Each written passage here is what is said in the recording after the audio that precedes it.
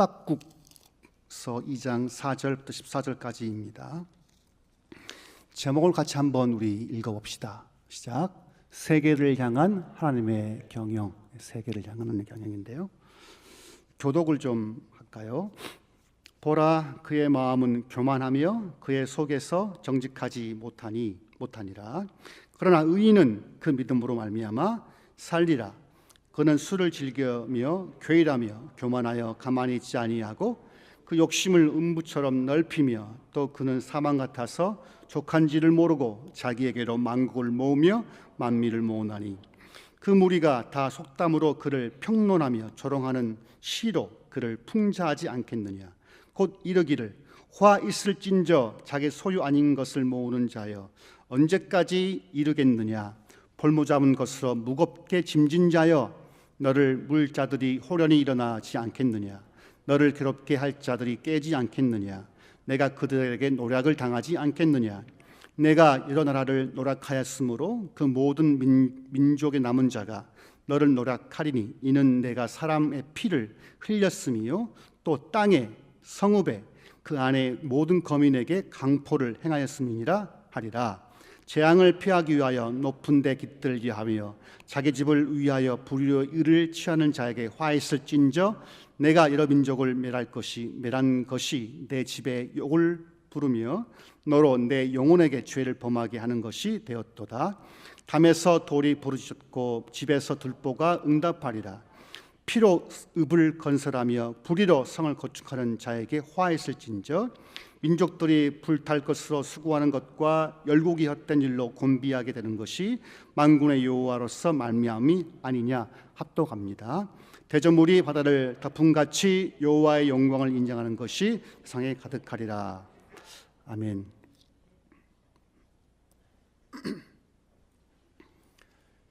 이 말씀 읽으셨는데 좀 이해가 잘 오세요?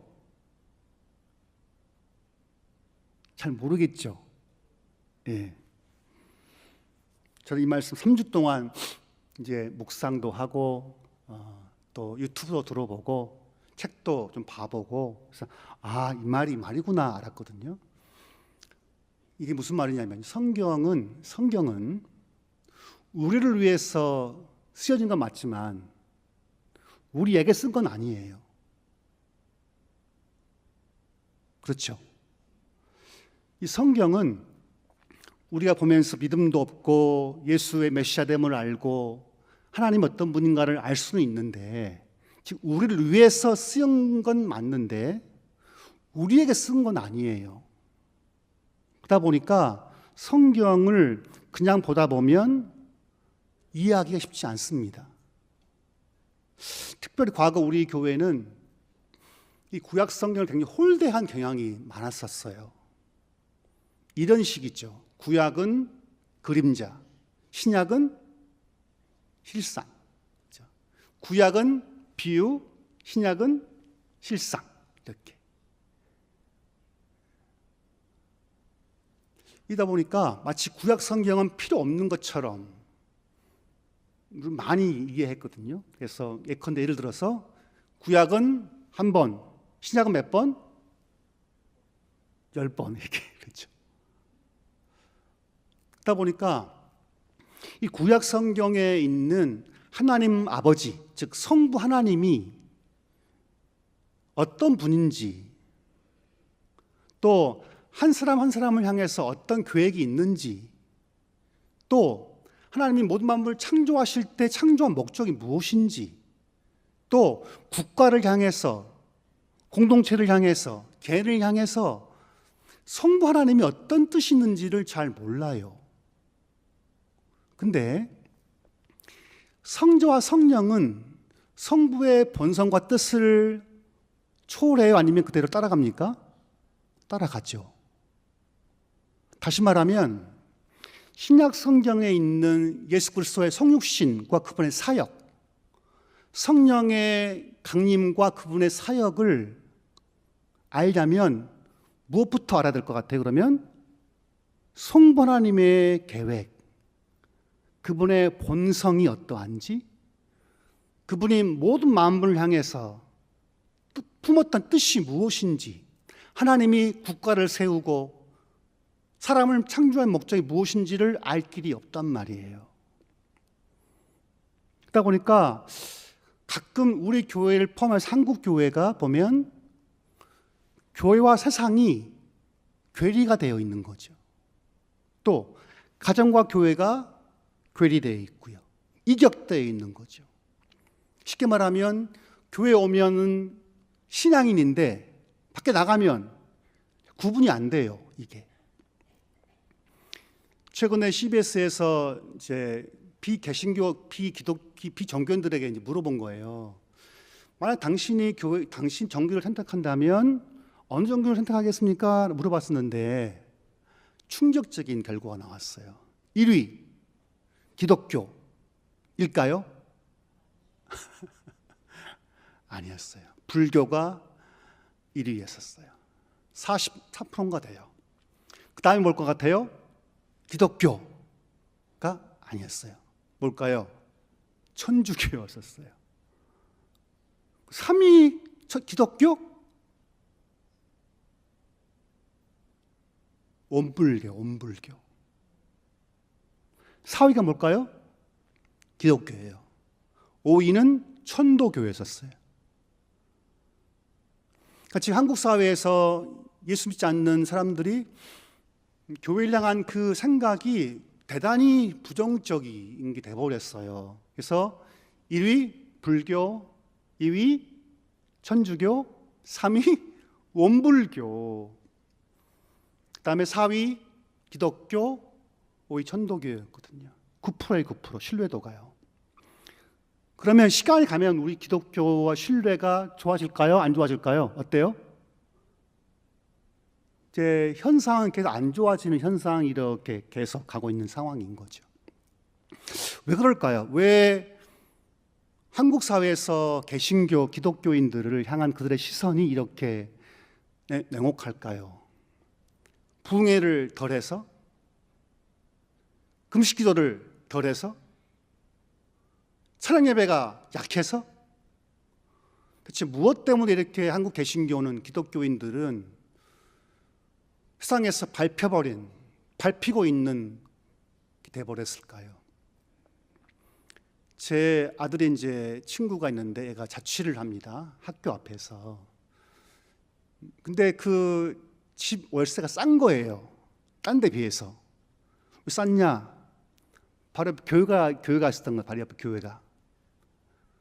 교회가 금요일마다 뭐 합니까? 금요일마다 찬양. 주일도 찬양.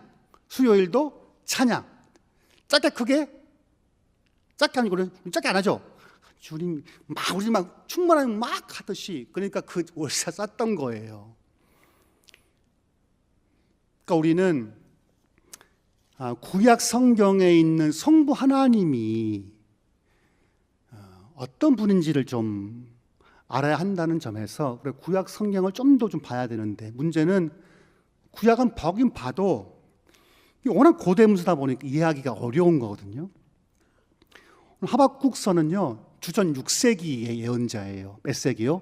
6세기의 예언자예요. 근데 6세기 때는 남유다가 굉장히 혼란스러운 때였었어요. 남유다 사회가.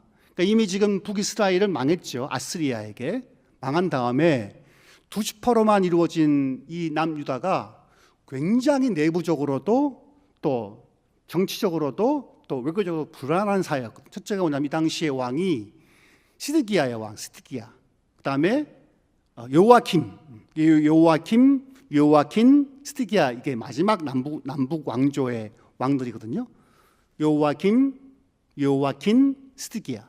근데 이때 왕들은 대단히 다 믿음도 없었던 왕이에요. 요아킴 같은 왕은요, 어떤 왕이었냐면 예언자를 잡아 죽여요. 우리아라는 예언자가 막 예언하니까 이 요아킴 왕이 이집트로 도망갔던 우리아를 잡아가지고 살해를 합니다. 하나님 세우신 그 왕이 우리아의 예언자를 죽여버리고 말아요. 심지어 그 앞에서 말씀을 읽어주면 두루마리를 갖고 와서 칼로 잘라불 태워버린 게 이 요아킴 왕이었단 말이에요. 그 왕이 그렇죠. 암군이었어요. 폭군이었단 말이에요. 요아킴 왕이. 그러니까 이 나라가 지금 엉망인 거죠. 그러니까 왕부터 이렇게 질서가 없다 보니까 남유다 사회가 혼란스러웠던 거예요. 폭군이었죠. 죽이니까. 어두워요. 아무리 예레미야 예언자가 그 왕에게 치근을 해도 듣지 않습니다. 암군이에요. 어리석어요. 예레미야는 늘 도망다니죠. 이 여호야김 왕 때. 당연히 그 왕의 통치 방식이 내려와서 그 당시에 유다 사회가 1장 3절 나온 것처럼 간악이 있고 폐역이 있고 겁탈과 강포와 변론과 분쟁이 심했던 거죠. 하박국은 도무지 예언자로서 이 상황을 받아들이기가 어려웠던 거예요. 하나님, 어찌해서 하나님이 택한 백성 남유다 사회가 이렇게 간악과 폐역과 겁탈과 강포와 변론과 분쟁이 있습니까? 하나님, 언제까지 남유다 사회가 이렇게 부패한 것들을 보고만 계실 겁니까? 따진 거죠. 하나님께서 답을 주신 거죠. 하박국아, 너는 놀라고 놀라면 놀랄 것이다. 내가 너희 백성들을 심판하기 위해서 1장 6절인데 갈대아 사람을 일으키겠다는 거죠. 누구요? 갈대아. 이게 바벨론 제국이었던 거예요. 그러니까 주전 한 6세기 전에 지금 중동 지역을 지배했던 바벨론 제국이 이때 막 흥계했던 시기였던 거예요. 그러니까 전통적인 강국이었던 아시리아 제국이 점점 패망하고 아시리아 제국이 그러니까 이제 이 바벨론 제국이 이렇게 일어나면서 흥계했던 시기인 거예요. 느부갓네살 왕 기억하십니까? 이 왕이었거든요. 그러니까 즉 하나님은 남유다 사회를 율법이 해이하고 공의가 작동하지 않고 악인이 의인을 에워싸고 그 시기 때 내가 가만 보고 있는 게 아니야. 하박국아, 내가 너희 민족을 심판하기 위해서 바벨론 제국을 일으켜서 너희를 치게 할 거야 라고 했던 거예요. 근데 하박국의 마음은 편치 않죠. 왜? 하나님 왜 하필이면 당신의 백성을 심판하실 때 더 악한 민족을 쓰십니까? 이렇게 항변했던 거예요.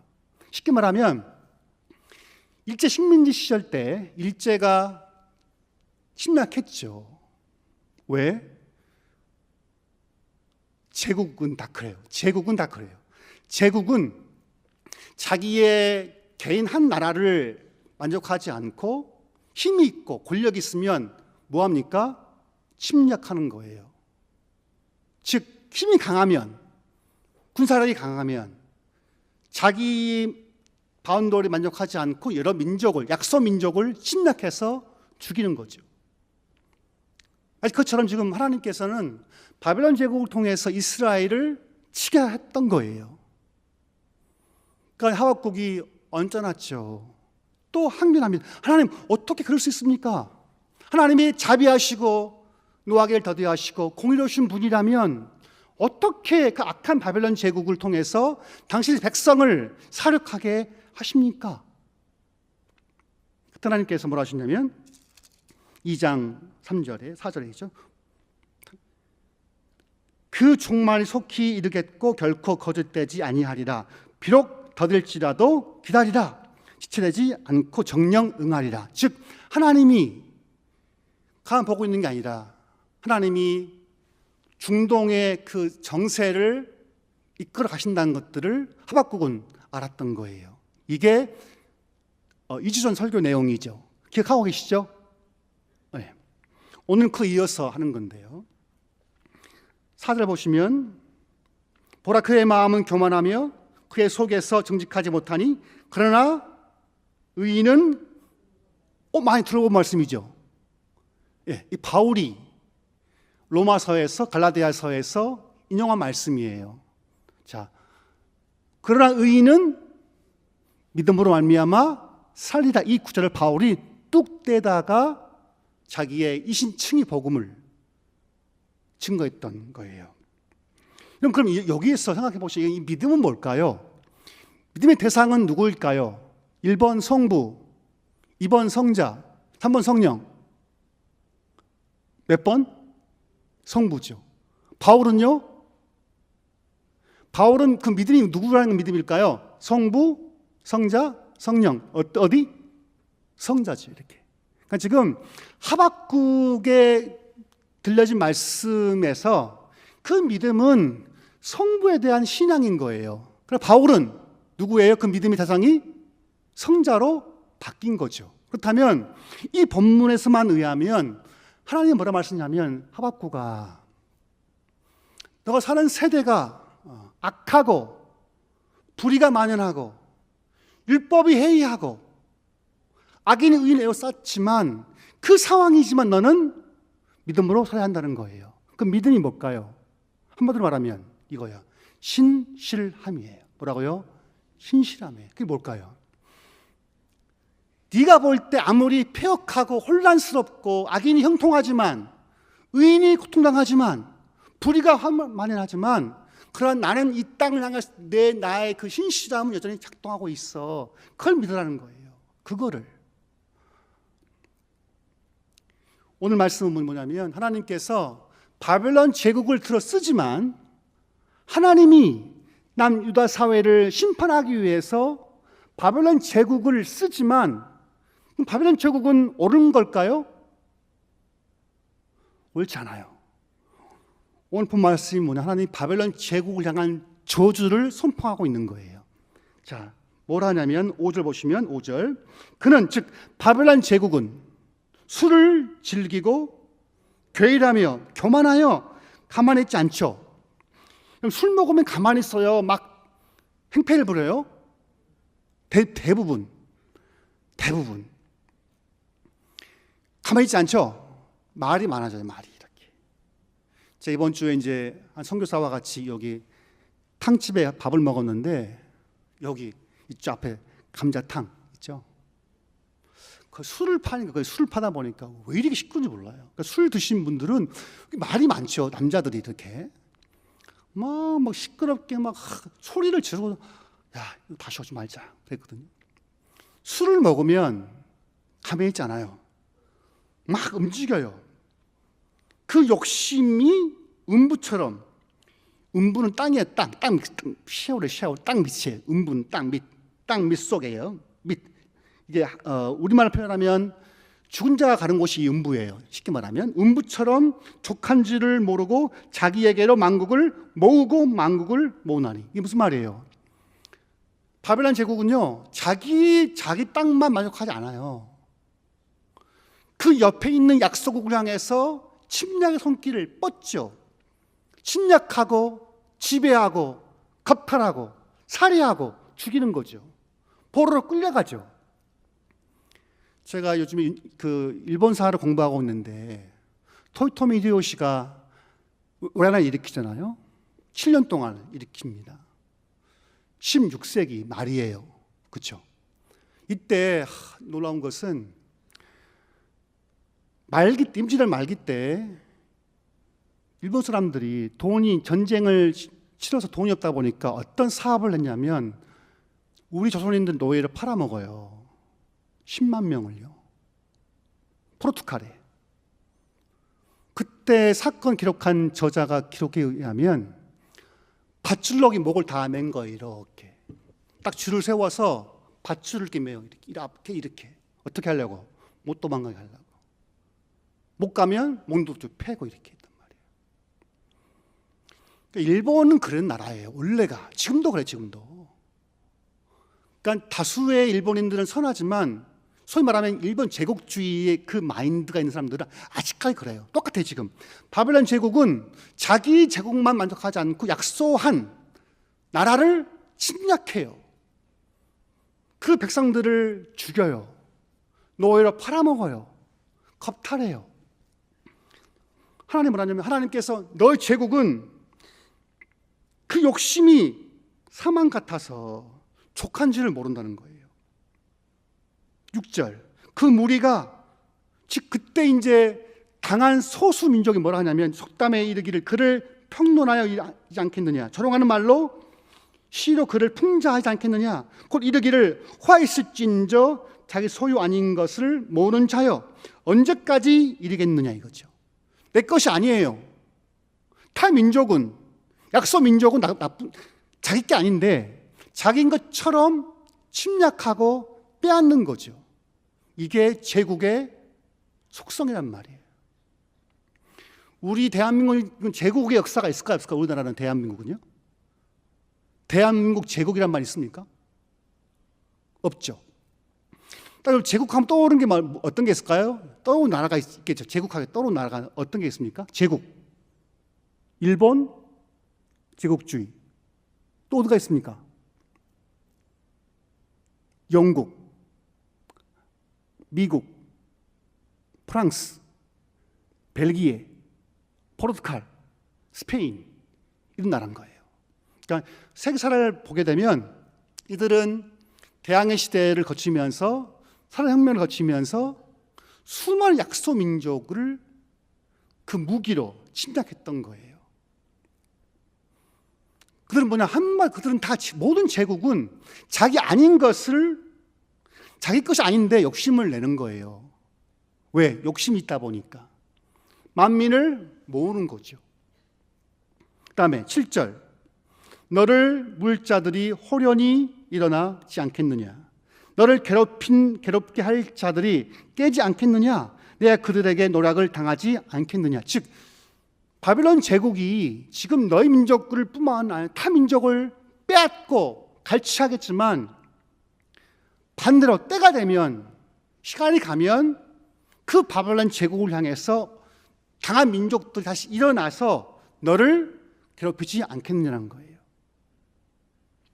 그 다음에 8절 같이 읽어볼까요?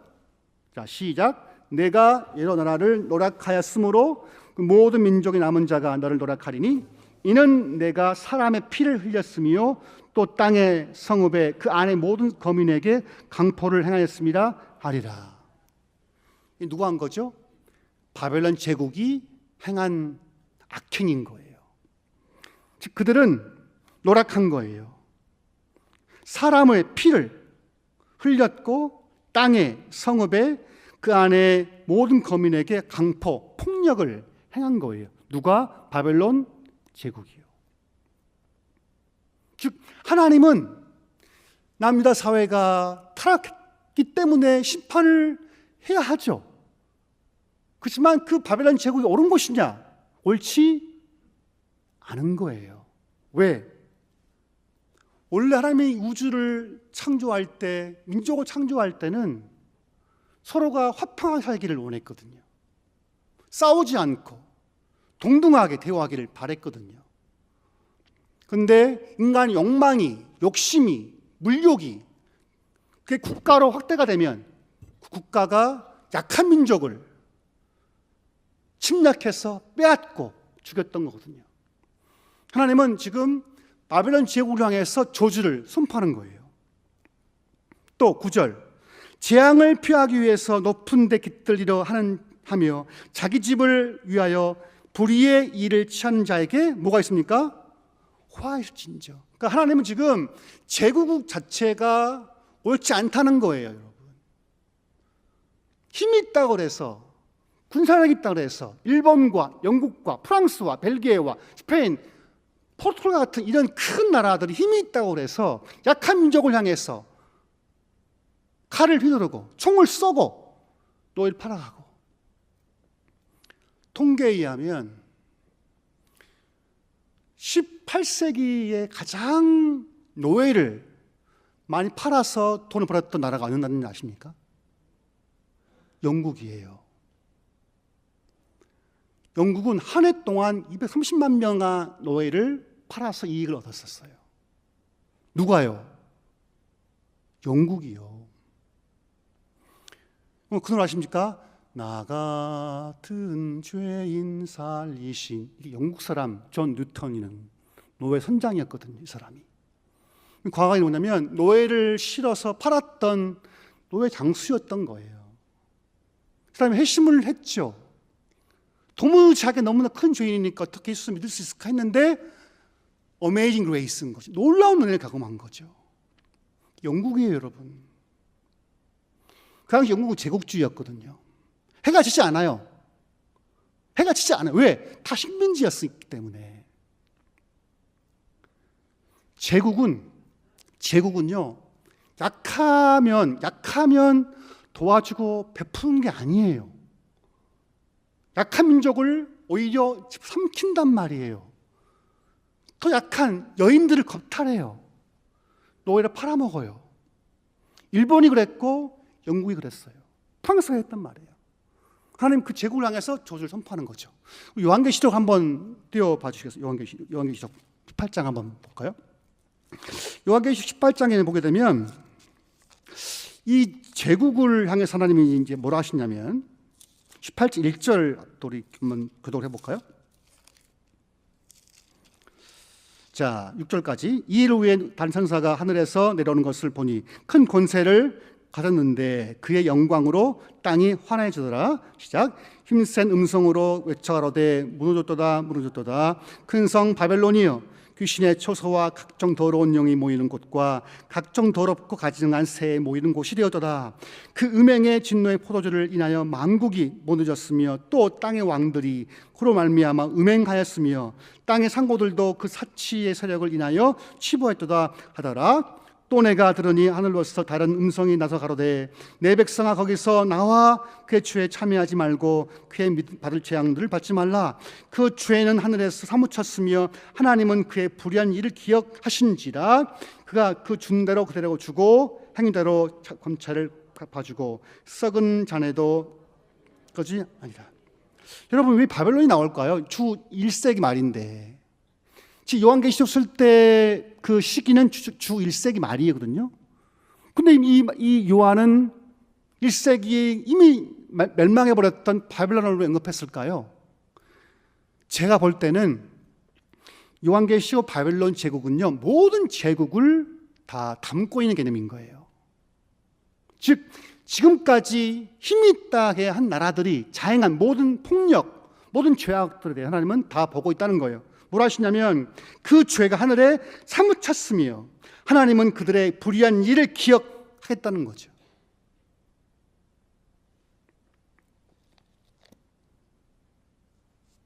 그래서 12절 보시면 그들이 즉 바벨론 제국의 피로 읍을 건설했고 불의로 성을 건축하는 자에게 뭐가 있어요? 또 화가 있다는 거예요. 즉 하나님은 힘 있다고 해서, 돈 있다고 해서, 권력 있다고 해서 약한 나라를, 약한 공동체를, 약한 사람들을 탈취하고 빼앗는 거예요. 주님은 기억하고 있다는 거예요. 구약은 신기하게 새 부류에 대해서 늘 옹호적이에요. 고아, 과부, 나그네예요. 이유가 없어요. 그리스도교의 신앙, 의인은 누구냐면요. 의인은 시위하고 따지는 게 아니라 의인은 공동체에 있는 약한 사람들을 돌보는 거예요. 그게 의로운 사람인 거예요. 더 나아가서 우리가 볼 때 이 땅이 혼돈스럽죠. 의인이 더 안 되죠. 손해보죠. 욕을 먹죠. 하나님은 그걸 다 보고 있다는 거예요. 마지막 날 하나님이 심판하실 때 바벨론 제국을 포함한 모든 제국을 향해서 그 기억하고 있다가 심판을 하겠다는 거거든요. 주님 마지막 때 뭐라 하시냐면 14절이에요. 같이 봅시다. 시작.